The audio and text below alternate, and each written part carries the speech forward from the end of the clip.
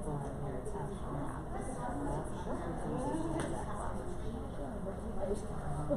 think that, no, for me it is that, he's making poor choices. He's being a jerk, he's saying it in that way.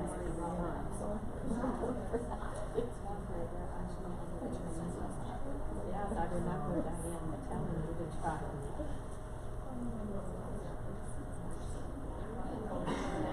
It's so rainy. They just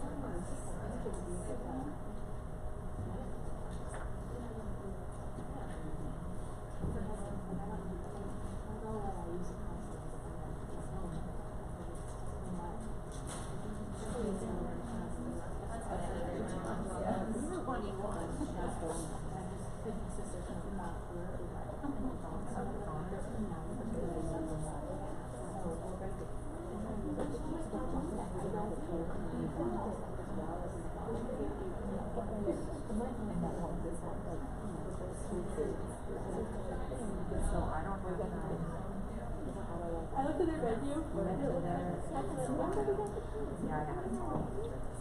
Oh, yes. Yeah.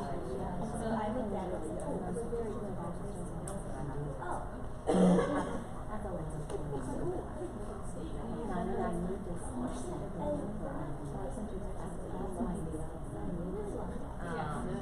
I need this. Really good. But other ones I need to be so like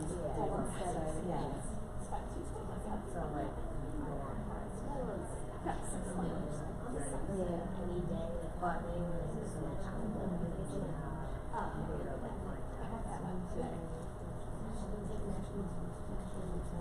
you go in there.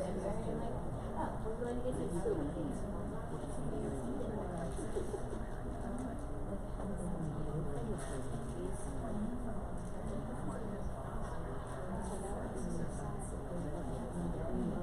We left also to have like expense yes. 125 so if that phone's ever turned on, and they said it's not on that still does, and everyone knows like money, that even that does say like when I was on the yes, problem with these days and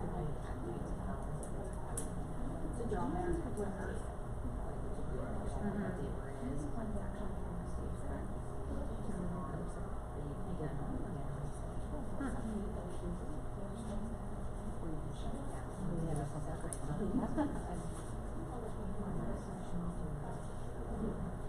I think that's what they did.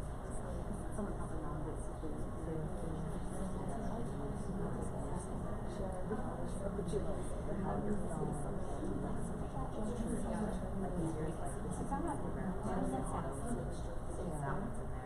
I tried to ask them seriously.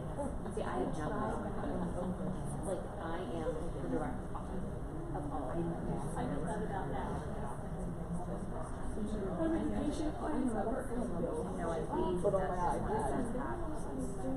See, I'm not any of that for you.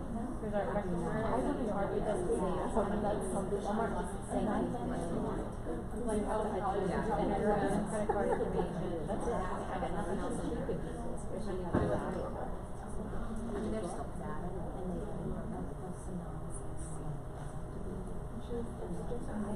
like you can go into maps or whatever you can do.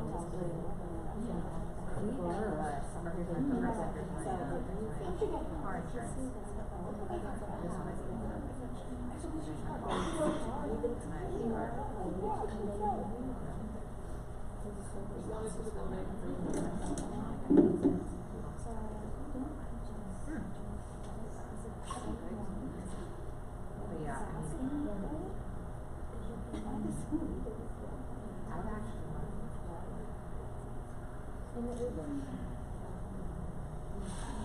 One minute. Oh yeah.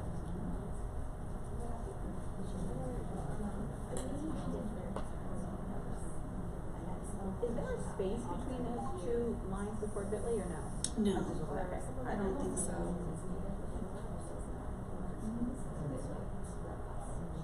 Has anybody been able to open it?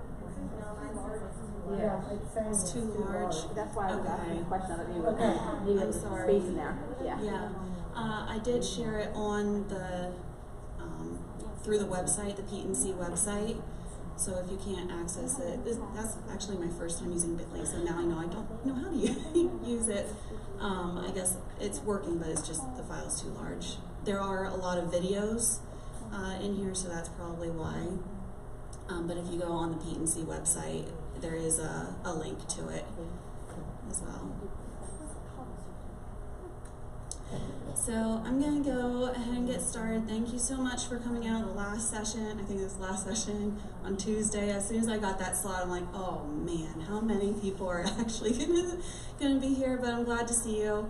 My name is Sarah Bear. I teach K-4 STEM as a special from Susquehanna Elementary School in Perry County, so about 30 minutes north of Harrisburg.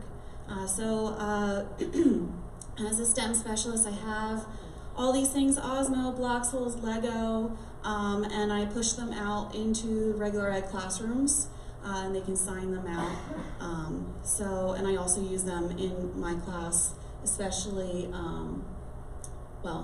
all three of them actually, but Osmo, Coding Obby, and Coding Jam I use in my classroom as well. So thanks for coming, and we'll get started. So a little bit about me. Like I said, I'm from Susquehanna School District Elementary School. I've been teaching for 14 years. I was a first grade teacher, second grade teacher, and then our numbers just blew up, so we needed to add another day to our cycle, a 6th day to our cycle. So we decided to do STEM as a special. So I teach almost 800 students every 6 days, K-4, and I absolutely love it because the kids, they can be creative. I don't have to worry about grading or anything like that, but they can just really shine in my class. I do 4 C's, I do engineering design challenges with the engineering design process, and I do coding. So I'm certified K-6 elementary. I have a master's degree in educational development and strategies through Wilkes University. I just received my STEM endorsement on my certificate, and I'll be finishing a master's in STEM through Lebanon Valley College in the summer. So I'm excited about that. And then after the presentation, or a few days from now, when you've actually processed everything that you've been through in the conference here, if you have any questions or any ideas or suggestions or anything, my email is down there. Feel free to email me. So like I said, this session is about an introduction to Osmo, Bloxels, EDU, Lego Education We Do 2.0 tools, give you curricular connections, student examples, lots of videos of students using these tools, purchasing and funding information, and then questions and comments, and then hopefully at the end some exploration time where you can come up and actually play with the tools up here if you would like or have any questions. So we'll start off with Osmo. Osmo is, how many of you know of Osmo? Yeah. Do any of you have Osmo in your class? Awesome, excellent, yeah. It's a learning tool where students can explore and create and learn and interact with digital games. So it's real play, real learning. The games are highly interactive, and it's not just a fun game for the kids to play. They're actually manipulating objects and doing and learning. So there's a link to the Osmo website if you would like. They offer 16 different games. The ones that have asterisks by them, I'm going to be featuring here because these are the ones that I have and use in my classroom. So in coding, there's Coding Obby, there's Coding Jam, which is a music-based coding game, and then Coding Duo. I spoke with the Osmo rep down there yesterday, and that's who gave me the all the stickers for you, and a couple other things. They showed me Coding Duo, so I don't have that highlighted there, but I do have the little characters from Coding Duo. So it's basically coding jam where you have Obby and the monster, and two kids can work together to code at the same time and build off of their character, which is pretty cool. Like I said, I'm gonna have to go home and buy that one now. Math would be Pizza Company and numbers. Physics is Newton. Spelling and critical thinking would be your words game. Spatial and relational skills is Tangram. Drawing skills and creative confidence would be the Monster game. There's Super Studio, which goes along with Disney, has Disney characters and Disney themes, and then Masterpiece, which is an art drawing one. World Geography and Cultural Competency would be a detective agency game, and then there's Racing and Play games, which goes with Hot Wheels. So I'm going to start with Tangram. Tangram has a castle theme to it, so the kids use Tangram puzzle shapes to create pictures. So they come in the little kit here, and you put them, I don't know if you're familiar with Osmo, but it has a base and then this red mirror that reflects the camera on the iPad or the tablet, so your board is what's in front on the table. So there's different shapes, like a Tangram puzzle, that they would have to manipulate the shapes to fit that picture. There's over 500 different puzzles, so there's easy, there's medium, and there's hard puzzles. The easy ones show the actual color and the shape that they'll use, but the hard ones, it's all blacked out. So they see the shape outline of the picture, but they have to figure out which pieces to use for those. So they go through this world where they choose a level like easy, and then they build the shapes, and it opens up more levels. And then sometimes they get to a castle, which they would have to beat maybe 2 more levels. Maybe one is easy and one is medium. And then if they beat a castle, the clouds open and it opens up into even more levels for them to play. Like I said, there's 3 levels of difficulty, plus there's a junior mode. So I have 3 videos here of a kindergarten class that we're using Tangram as a center. They started out as junior mode. It kind of teaches them how to use it and where to put the shapes. If they're not getting it, you'll see like these little hands come up and kind of help them and show them what shapes they need and stuff. So here's a few pictures or videos of a kindergarten class in Tangram. What is Hello. Alright, can you show us what you're doing? Osmo? Alright, show us how to do it.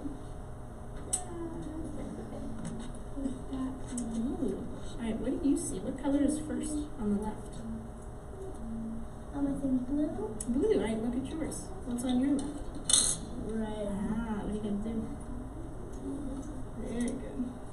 I love this game.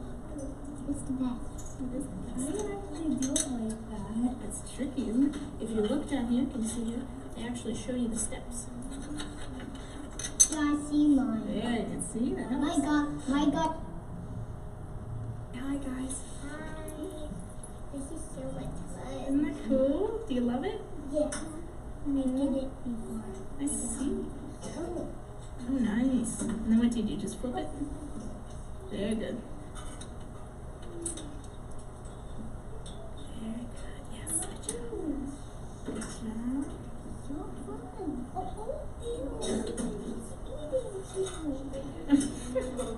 A little carrot. I'm sorry. In kindergarten, I had them do the junior mode because it starts out simple, like square, triangle to build a house, or 2 triangles that turn into a fish and it's animated. So in kindergarten, they definitely go through the junior, or if it's a student that has never played it before. Although you can go right into the actual game in play and choose your level and start out with the yellow dots, which are the easy ones.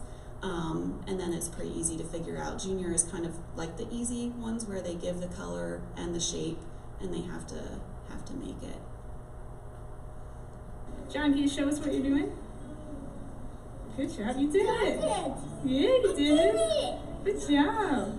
Look at that. Oh, that was like a sailboat. Sailboat. That's right. Let's see what Tony's on. He's on the house.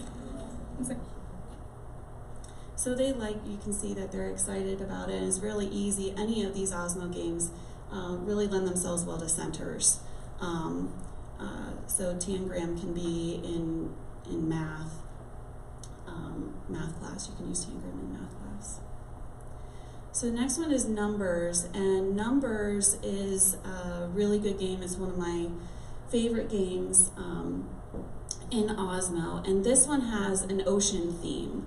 So they, instead of the obviously the Tangram pieces, they are given dot tiles and number tiles, or digit tiles. And that one's over here. So you have dot tiles and number tiles here for these, for the numbers. And there's 4 levels of difficulty. So there's count. So they use the dot tiles, and bubbles will come up that have different numbers on them. So if they see a bubble that has a 2 in it, they would put a 1 dot and a 1 dot together on the board or on the table, and the Osmo would read that and it would pop the bubble. Or they could put a 2 dot there and do it just as simply. Add is with the number, or either dot tiles or digit tiles. There's connect, so if you teach like missing number, connect is a great level for them to start with. And then there's multiply. So there's not a subtraction level, but if they put up too many of one number, it'll kind of help them try to figure out what they have to do to figure out that number as well. So, and then there's an option also that you can unlock all the levels. So if you don't have it, if you have it locked, then the kids actually have to go through, they start a count, and they have to go through all the levels. I think after they beat 4, it'll unlock the next one. But if you unlock all levels, then they can start in connect or multiply with level 1 in multiply, and then they can go through and use all those and go through all those levels as well. So this is a 2nd grade class using Osmo Numbers. And the goal of Osmo Numbers is to fill it's an ocean theme, and they have like different fish. So maybe one level is like a music theme in the ocean, so all the fish are shaped like guitars. And your goal is to get new fish by filling up your fish tank. So in the bubbles, you'll have numbers, but you'll also have fish that drop in. You'll have bombs that would explode any bubbles nearby. Or you might have there's an orange bubble. So if you get the orange bubble, then there's a number 4 in the orange bubble, it'll take away all the 4s on the screen. So as soon as they get enough water in the fish tank, then they move on to the next level.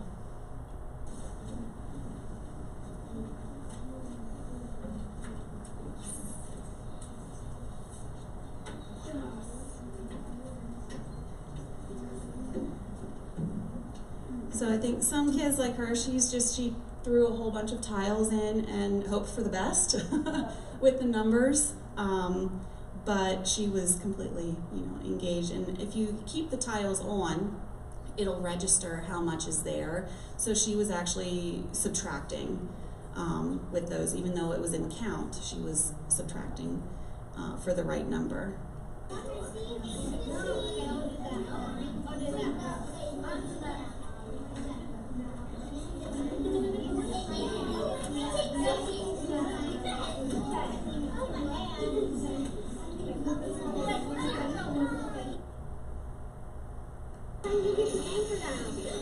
No, when you put it up there.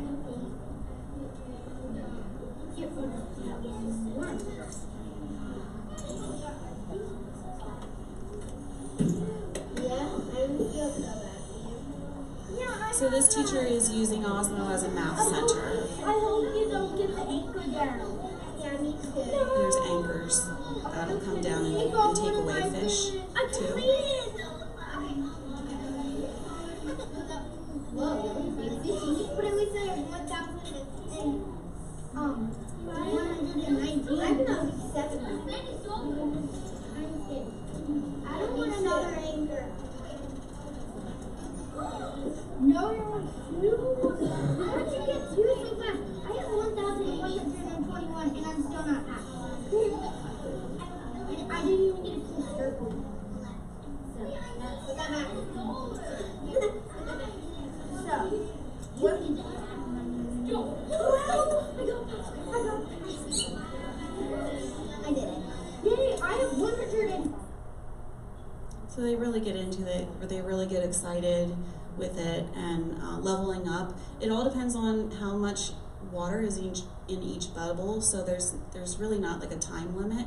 So some kids can start at the same time, but level up, it depends on how much water is in the actual bubbles that they actually pop. Do you have all, you said you had 800 kids, do they Yeah. have accounts, or do they always start new? There's a My Osmo, and then you can sign up for that account, and then you can put as many students as you want in that, but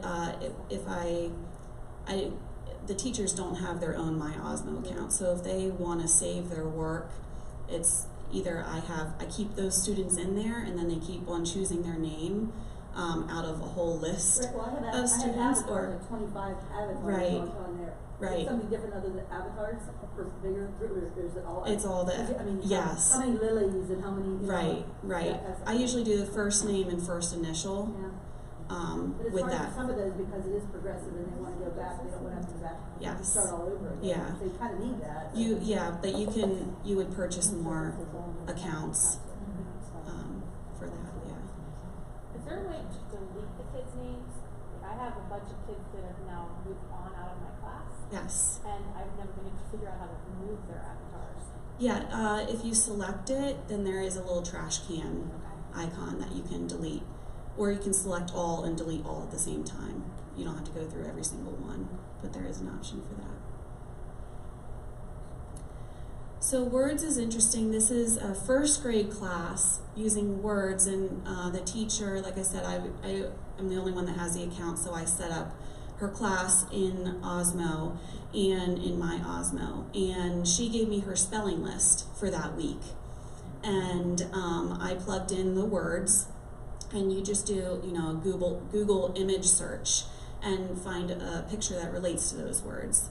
So if the word is duck, then you find a picture of a duck. So then it's kind of like, this game is kind of like Hangman, where they put the letter tile in front, and then it fills in that bubble of that word on the screen. So they use the letter tiles to guess the secret word based on the picture. There's 4 levels of difficulty. There's adventure, so you're using the Osmo characters to go through a land, like on an adventure. And those words are completely generated by the game. They're not specific words. There's verses, so the tiles, you have a red set of letter tiles that's on one side capital, on the other side lowercase, and a red and a blue set of tiles, same. So then you can have 2 kids competing to figure out the word. There's Zen and Zen Junior, which is kind of a 1 player on your own pace game as well, which you can use a specific list for. And then there are difficulty options in each category. Like for example, in the adventure game, it asks the students what their age is. So it can tailor the words to that age level. And then as they get more right, it progressively gets a little bit more difficult each picture. So this is a first grade class playing words.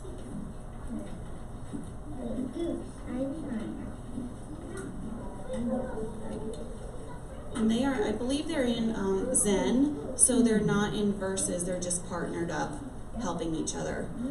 The picture is, I know it's small, the picture is of a duck. So they put the letters on. And one thing, one thing that is, like I said, it's kind of like hangman, so it doesn't matter the order of the letters that they put in. So if you're spelling the word duck and they start with a K, it'll automatically put the K at the end. So there is that, especially, you know, with spelling practice and the order of the letters. It doesn't recognize that, oh, you didn't put the D first, so it didn't, you know, it'll see the D, it'll put the D up, whether it's first, second, third, fourth in that letter, in that word.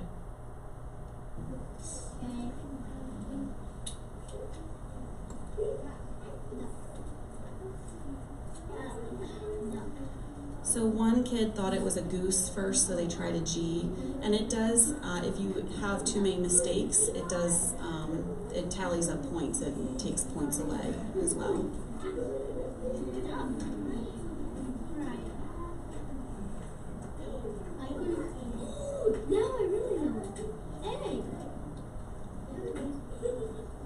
So he put an A there and realized he got it wrong. So that was a first grade class. And they were using their spelling words, their list. So you would put it in, I'll show you what my Osmo is and how to put it in the spelling words. Or you could use it for spelling, or if you want to do some grammar in there as well. Or just have them play the regular adventure game. So my absolute Osmo, favorite Osmo game is Pizza Company. This is where they own their own pizza business. So it's addition, it's subtraction, it's fraction skills, and you run your own pizza shop. So they cook pizzas, they have all different kinds of toppings for the pizzas. They really have to listen to the customer and what they like. And then they have to, they make the pizza, customer is done eating, and they go to pay. And let's say the pizza is $6 and the customer gives you 15. The student now has to figure out the change that customer gets, and you use money tiles and coin tiles for them to figure out the change. There's profits, there's expenses, there's rent, customer satisfaction. Some of the customers are VIP customers.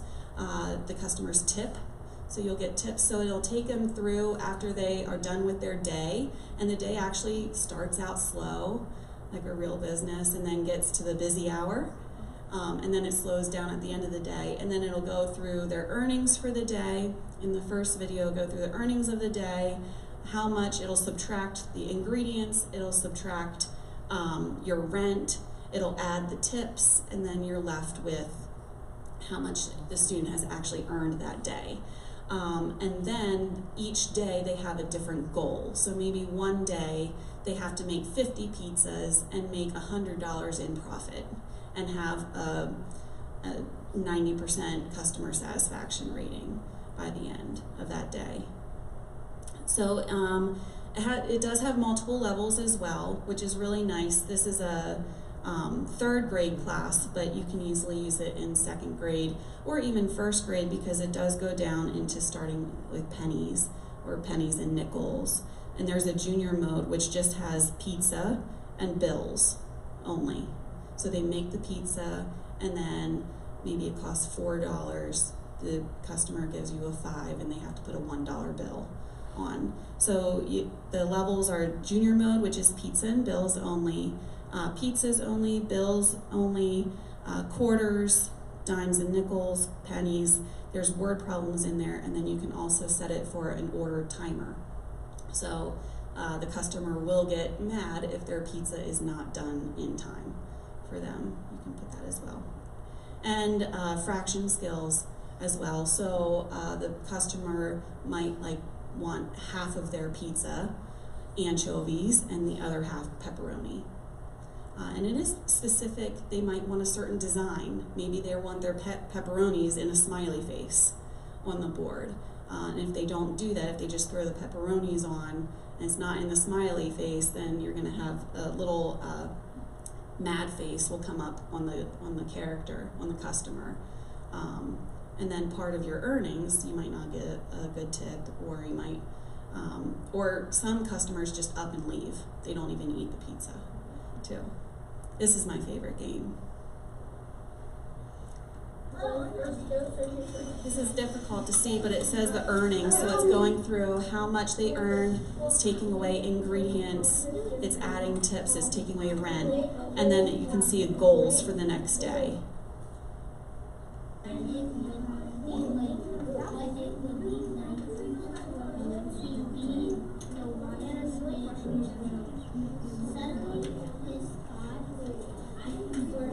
So you'll see some students on the pizza side where you put the actual ingredients, you slide the pizza over, and Osmo picks that up and it looks like it's going through the oven, and then the customer walks over, and when they're done How much are eating, your earnings, Blake?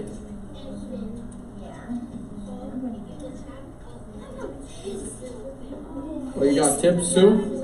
the teacher is trying to ask him How much questions. did you earn? He's not having any of it. He's like totally focused in on You think you were going to get more? You thought you were going to get less? So he was actually going into the store. So it's a rundown pizza shop.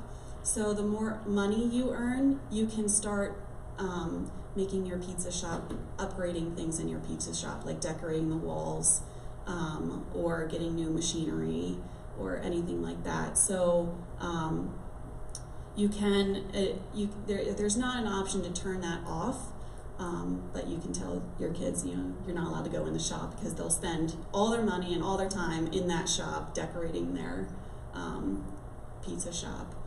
But there is that aspect too of it. So as I was saying, like they build the pizzas, and then the customer walks over, eats the pizza, and then to make the change, they would flip the pizza over to the gray side, and that's where they would put the money and make the change on the gray side. And like I said, there is a rush hour. So like you might have 2 customers waiting for change while 2 more customers are coming in, and you have to make their pizzas and quickly slide them over. And so it does get a little bit, you can tell that like the kids start getting really stressed out with the rush hour, but it's like a real life scenario for them. Another thing about the money, they have $10 bills, $5 bills, $1 bills, but then they also have $2 bills in there as well. So I do tell the kids and up to the teachers as well, sometimes I just take out the $2 bills so they can't use them at all. Right, yeah. They come from another country. No, yeah. Well, So actually, I asked Osmo this question. Did so you? I asked my rep, and they said it's because it's teaching the skills of counting by 2s, counting by 5s, counting by 10s. Oh, I They see. made Not the everything so concept. real world. Right. Well, the thing is, the coins are terrible too. Like I work with special ed kids, we don't even use the money part because the kids get too confused about it's not a real coin. Like they don't Right. understand that coin value for it.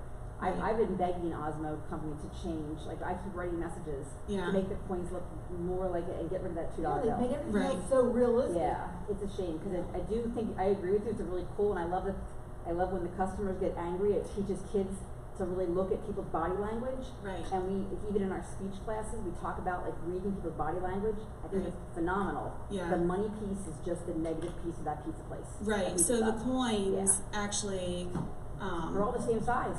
They're just different numbers. I was just looking, yeah, Yeah. they are all the same Yeah. size. They are different colors, so the penny is the copper color, but it says, 25, 10, 5, and All the 1. attention to detail they put in. Yes. I think that's why we're holding them to a higher standard, is because Right. everything has been so meticulously thought out. But Right.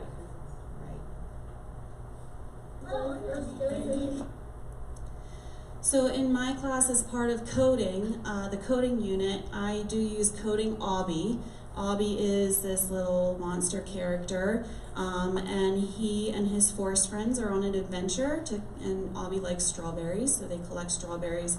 And there's this whole storyline that goes through, and in the beginning, and it knocks over a cabin, so they have to rebuild the cabin and the campsite and everything. So in Osmo, in coding, they have coding blocks. So it's like block coding. They're magnetic tiles that snap together to tell Obby where to go. So you would put the coding blocks together.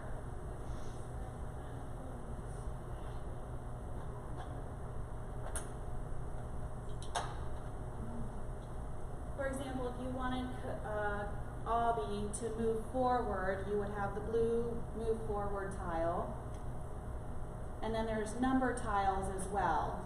So then you would just snap them together and then press the play, and then Obby would move one square over on in the platform in the game. So there's loops are in there. You can do functions or create groups of code to program different things as well. And it progressively gets more challenging in coding Obby.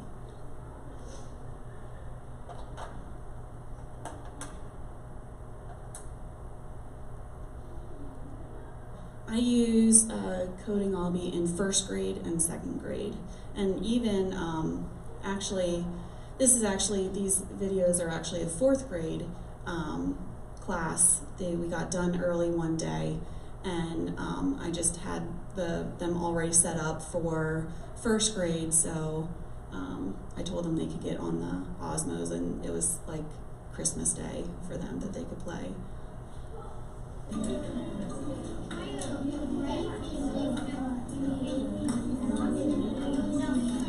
You also turn the arrow to tell them which direction to go.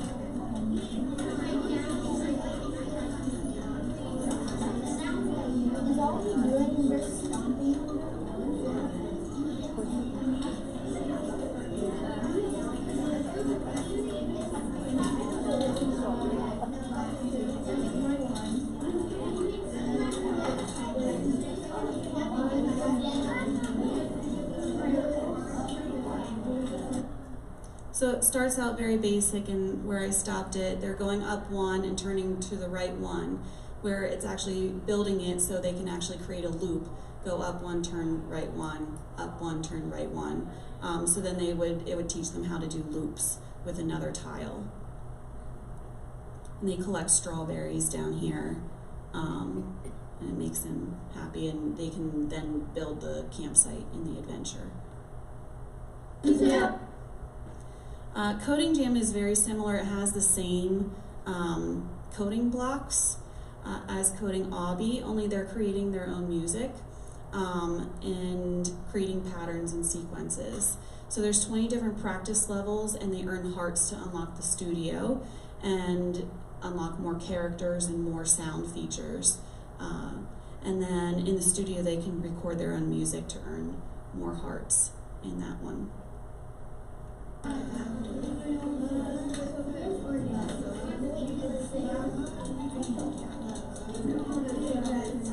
So they're going through the tutorial.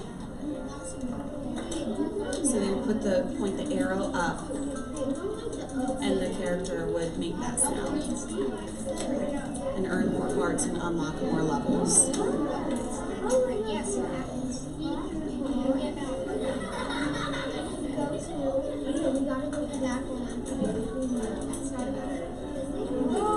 So they just unlock more characters.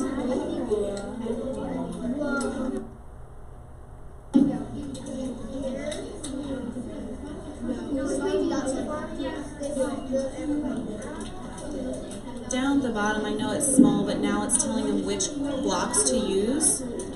So the blue one, the orange one happens to be a rest.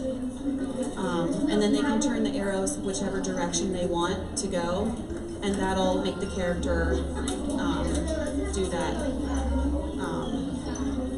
sound on that, depending on what direction they put it. So you can see three characters here, so they would start out as maybe the bass line of the song, and they create that, and then they would go to maybe the melody of the song, and then they create that, and then maybe like a piano or something, a background. or percussion of that song, and then it would put them all together, and they would play it. It'll put all of them together, and they play it, and then they earn more hearts, and they can open the studio. And you can actually save their music that they create as well. So Osmo compatibility, you can see which devices are compatible with Osmo. I took that right from their website. Our school, or middle school and high school, are 1-to-1, and I have 32 iPads just in my special my class is 1-to-1 with them, iPads.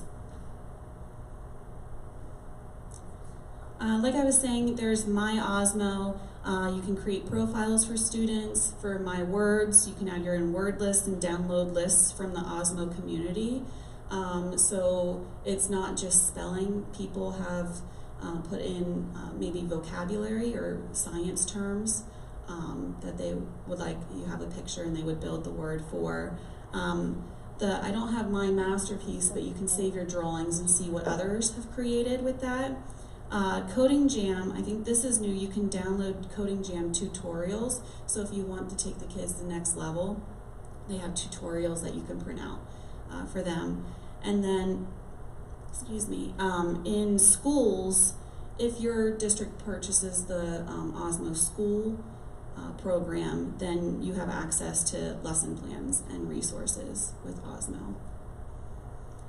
So I did put a link here if you'd like to go to Osmo to price it out. Any questions on Osmo? Bloxels is really neat. I actually did a pledge sense, kind of like a donor's choose, to get a kit for Bloxels. It's a platform for creating video games in the classroom. And so the kids are actually writing their own stories. They're the artists, they're the designers and developers of the game. So I have these videos from the people at Bloxels. They do a much better job explaining what Bloxels can do.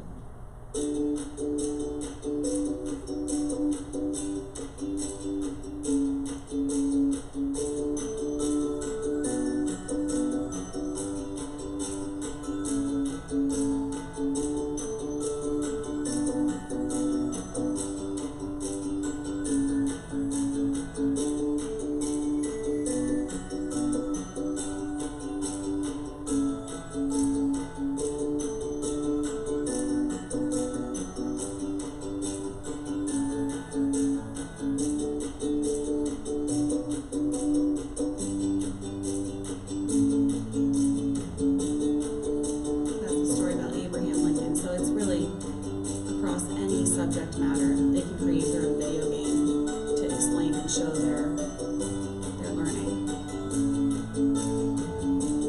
It's the Hungry Caterpillar. They created the story of Hungry Caterpillar.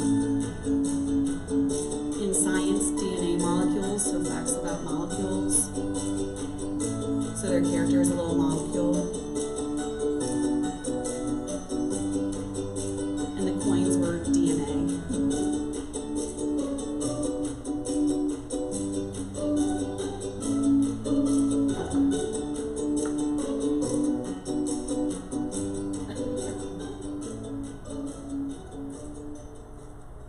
So a couple years ago, I went to this conference called STEM Camp EDU, and it was in Philly. And this guy in the next video was actually there explaining Bloxels, but he's kind of intense. Alright, hey, my name is Josh. I'm with the Bloxels team, and just want to give you kind of a quick demo on how Bloxels works, talk about some of our resources we have around Bloxels, and just really kind of get you going and get you started. Bloxels is all about building your own video games and telling your own stories, and you're doing it with these physical boards and blocks. So you can lay out worlds on here, and each color is a game element. Green is your ground, this is the stuff that you can run and jump on. Blue is liquid or water, so you can swim in that. Red is hazards, so this could be a lava pit. Purple are your enemies. Pink is a power-up. Yellow are, of course, coins or collectibles. Orange are little action blocks. You can pick these up and throw them at enemies. You can carry them around. You can put them on top of lava to get across, or stack them to get somewhere higher. I kind of think of them as a problem-solving block. And then lastly, my favorite is this white story block. This is where you can have little text bubbles in your game, so kids can have a narrative and a storyline around this game they're creating. And all you have to do is take a picture of this, and it's immediately a playable video game. I'm going to show you how that works. You can also build characters for your game. We have this monkey here that someone built. You can build all the artwork for your game, and then tie that into your world, and we'll show you that. Alright, so I'm going to hit Create New Game. I have this giant map. Every one of these squares can be one of these boards, so you can build these giant worlds. We're just going to start right here in the middle. We're going to hit our capture button, and it's just going to say, hey, find that board. I'm going to fit that board in this window, and it is going to take a quick picture. From there, I can hit OK. And I can decide where I want my player to start. I can hit play, and I'm immediately play testing this game. I can collect my coins, lava, obviously going to hurt my character. I can jump on top of my enemies. But as you can see, this is kind of blocky, nothing too exciting. This is where I can now add my art. I have this color palette here at the bottom of my screen, and I can pull art from stuff that I've made. So maybe I want some spinning coins. Maybe I want my ground to look a certain way. And then I can also grab from the class library stuff that other kids in my class have made. Maybe we want this heart for a power-up. And then lastly, there's asset packs. So these are things that you can push through that hub to your student accounts. And it's just a whole bunch of art. There is a castle pack, there's a city pack, Egypt, geology, pirates. And let's grab something from the dinosaurs. Maybe we want to take on T-Rexes. I'm thinking maybe my ground tiles could look this way. And then when I jump back in my game, I can start to decorate my ground with this art. I can make my coins be those spinning coins that we created. Maybe we're taking on T-Rexes and knights. Why not? Again, it's whatever story you're wanting to tell. My power-up could be this heart. And then lastly, I'm going to select my little character guy, and we can select one of these characters we've created. I'm going to go to my stuff, and maybe we are going to take this monkey, and I can even add a background. Maybe you want it to be the clouds and skies. And now when I hit play, here we are. This is a real playable game. We're fighting T-Rexes. We are collecting our coins, and this is starting to really take shape. You can see my power-up. I'm going to grab right there. So from start to finish, creating your level, creating all the art, and really telling that story is what it's all about. We do have some extra resources for the classroom to help. We have an educator handbook. This has curriculum tied to Bloxels with academic standards. And whether you're doing ecosystems or journey through a cell or branches of government, this is a great resource. Something I love is we have these student workbooks. And these are for pre-planning. Who's your hero? Who's your cast of characters? There's a story arc and storyboarding sheets. It also has grid paper in the back, so you can maybe map out a character or a world here first. But this is great. This is really all about that pre-planning. What's your story? What's the beginning, middle, and the end? So we often have students start there. And then lastly, we have some decks of cards. Our builder challenge cards. These teach you about different parts of the app. It may challenge you to create an enemy that flies instead of one that walks. Some things like that to get you acclimated with things in the app. And then lastly, we have a couple decks of story cards, and these are just writing prompt cards.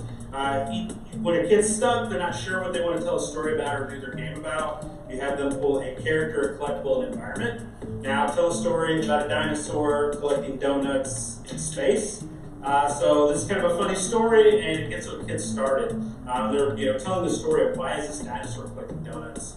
What is the beginning and the end of the story? What's happening here? Why is it in space? So just a great way to get a kid started on their story. And in the end, video games are just stories being told, and that's what Bloxels is all about, and that's why it's so powerful. My favorite thing is that every kid I put this in front of, it's like the least intimidating thing ever. Blocks on a board, every kid can do that, and it really empowers them to tell stories. So the apps, there's a free one. It's called Bloxels Builder. Then you can create your own video games, and actually you don't really need the actual board. You can just create the game right in the app itself. And then there's Bloxels EDU, which is a free app, but it's a paid subscription. So he was talking about different asset packs like the cityscapes or a cave. Those you would have to have the subscription for. But in that Bloxels EDU, you can set up your class. I have, the more accounts you request, the higher the price is. So I have 25, but you can set up your class. You can save and share your students' work, manage your library and the assets, and like they said, the kids can create their own characters and save them in there and have them available for all the other groups if they want to use those characters. So you could have multiple groups creating different characters and maybe coming up with a whole class or a whole story with the whole class, but each group is doing a different part of that story, and then you can connect them all together. So like you said, there's a handbook that has a getting started point. It's all connected to ISTE standards, brainstorming techniques, activities, additional resources are in that. And then the workbook really helps students come up with the idea. It has a timeline or a storyline, storyboards, and brainstorming strategies. It tells them what each color means to help them out there. And then the Bloxels EDU card decks. So there's a story builder card deck, there's fables and fairy tales, and then there's a challenge card deck as well. So I have all that up here if you want to take a look at it then. Those are the compatible devices for Bloxels.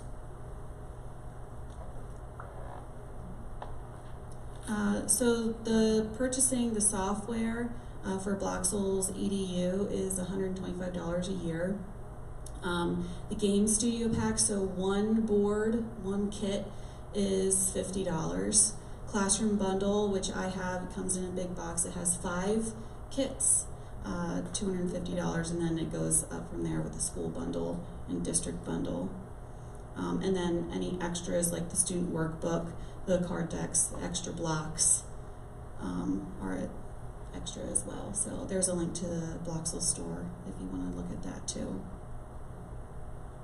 So I took Bloxels into a learning support class. So these are 3rd grade learning support for reading. So they had to come up with their own story for this. So this kind of does a good job. I took video clips. So the first one at the top is them actually creating the world on the board. And then the second one is showing them taking a picture of the board and it loading into the game.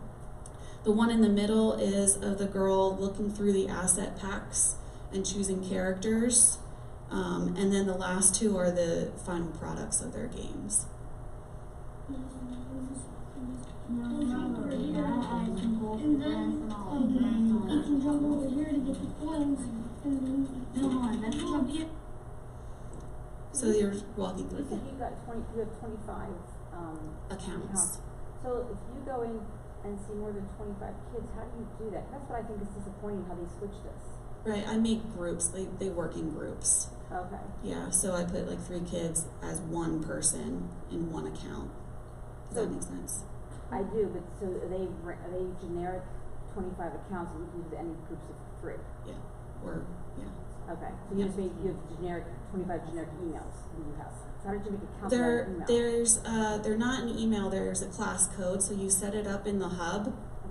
And your students in the hub, and it creates a class code that they can log into. So the students don't need an email, they just need that class code. Go fall down. And land on us.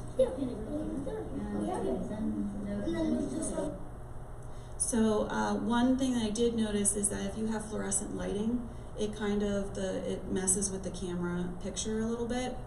So they might take a picture of their game board, but they might see blocks that they didn't put on, but you can easily delete those on in the actual platform itself. But it happens to be the fluorescent lighting throws off. You might have more white blocks than what they actually put in.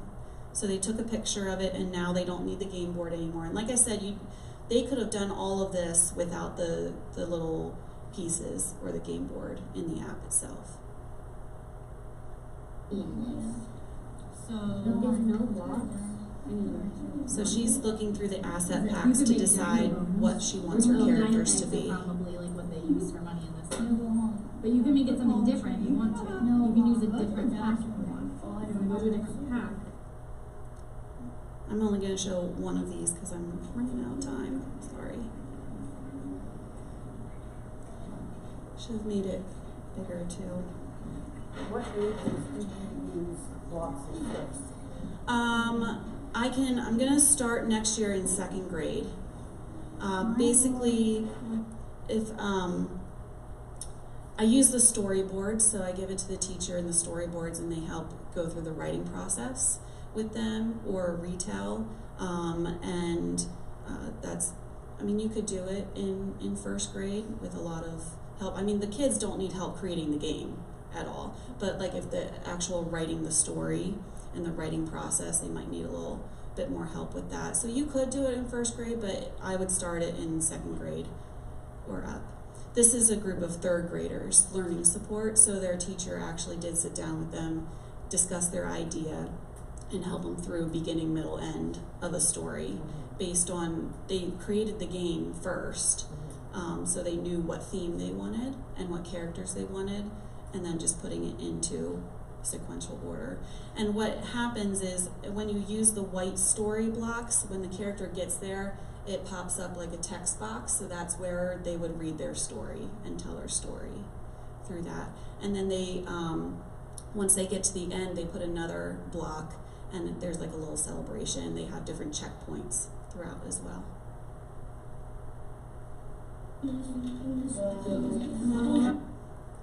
So the last one is Lego Education We Do, and it's a set. I have them up here. Looks just like the picture up on the board. It has 280 bricks as well as sensors and motors.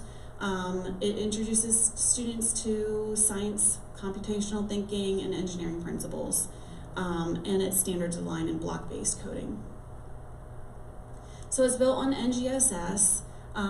It's more geared towards the We Do 2.0. There's lots of different Lego things like Mindstorms and all of that, but the We Do 2.0 is geared towards 2nd through 4th graders. And it has lessons in life science, physical science, earth science, and space science. So the lessons range from 30 minutes to 2 hours.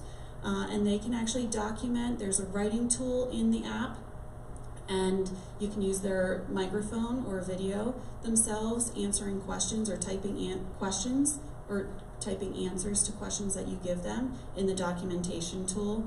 There's also assessment rubrics built into the curriculum as well, and the curriculum is free. You can download it off of the website right now.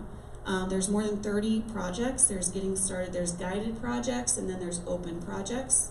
And then the projects are broken down into 3 phases. So there's explore, so that's where basically you introduce the topic, and then they create and they build and they program to solve a problem that is given to them through the tutorials, and then they document and present their work. So here's an overview of the guided projects. So if you can't see, I know it's small, I'm sorry. There's pooling, there's speed, robust structures, so with an earthquake, frogs metamorphosis, plants and pollinators, prevent flooding. I do that one in 2nd grade for land changes. And drop and rescue, you'll see examples of a 3rd grade class doing drop and rescue with their book that they were reading in their class. Sort to recycle is one of them. The open projects, they start with a base model and then they can make it or add to it or do whatever they want to solve the problem that's given to them. So there's predator and prey, animal expression, extreme habitats, space exploration, hazard alarm, cleaning the ocean, wildlife crossing, and moving materials. So those are the devices that are compatible with Lego We Do.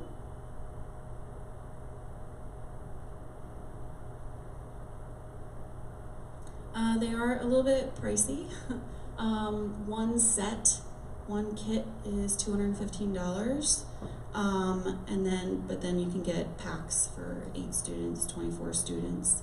So 24 students, they actually have them in pairs, so you would actually get 12 kits for 24 students. You would get 4 kits for the 8 students. So this 3rd grade class, they, in their reading class, they were reading the book. It's called The Lost Robot. It's a brand new book. It's about this robot called Roz, and he's being shipped off somewhere in a crate, and he falls off the boat and is deserted on this island, and he has to figure out how to survive on this island. But one of the lessons in here is based on severe weather and hazards. So if you have a natural disaster and you have to get materials to people that do not have access or cannot get from the resources or materials, they actually create a helicopter, and then they code the helicopter to drop materials to the whoever they want. In this case, they had to transport materials to Roz on an island, or actually get Roz off of the island to another island. So in their classroom, they came to my room to actually build the building code, but in their own classroom, they took big pieces of paper and worked in groups, and they created their own islands. So there's social studies built in there as well. They made their maps of their islands, and then they brought it to my class, and then they figured out how to code the helicopter to get the robot from one island to another island to save the robot.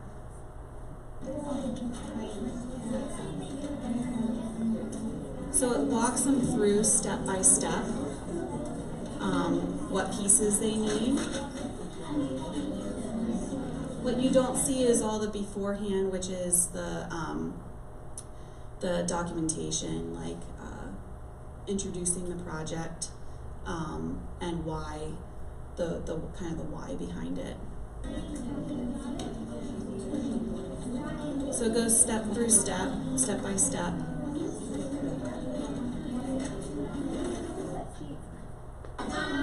And this is them coding.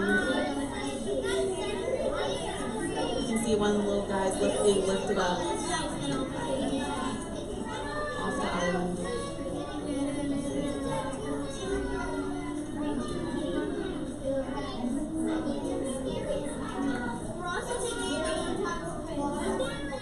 And then being lowered down. So how did I get all this stuff? I have about 12 to 15 of everything that is up here in my class. My school district, I'm really fortunate to work in a district that actually purchased a lot of this just as startup.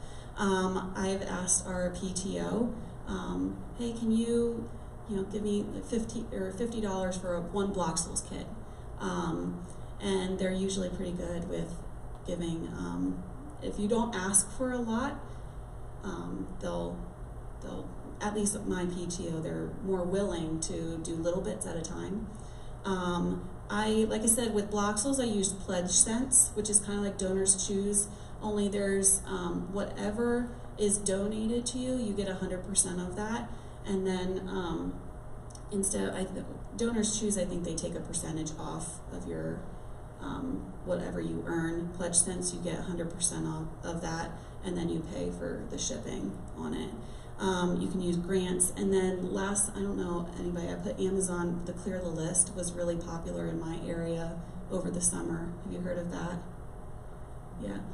It was this thing that went viral on Amazon where you create a wish list and then put a link to your wish list, and it's hashtag Clear the List.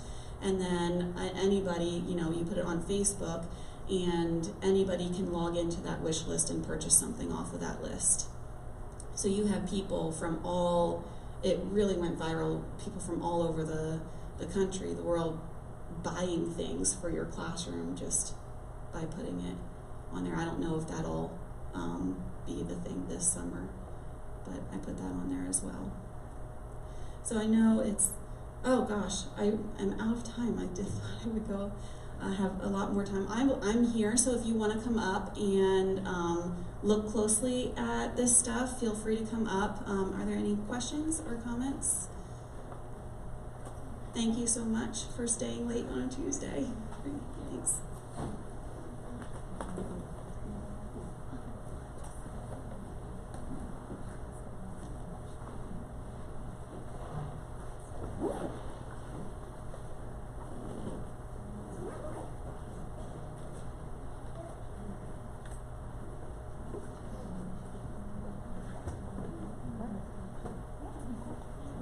No, I just need to. One more Osmo sensor. 20. Yeah. Oh, but there's the boxes.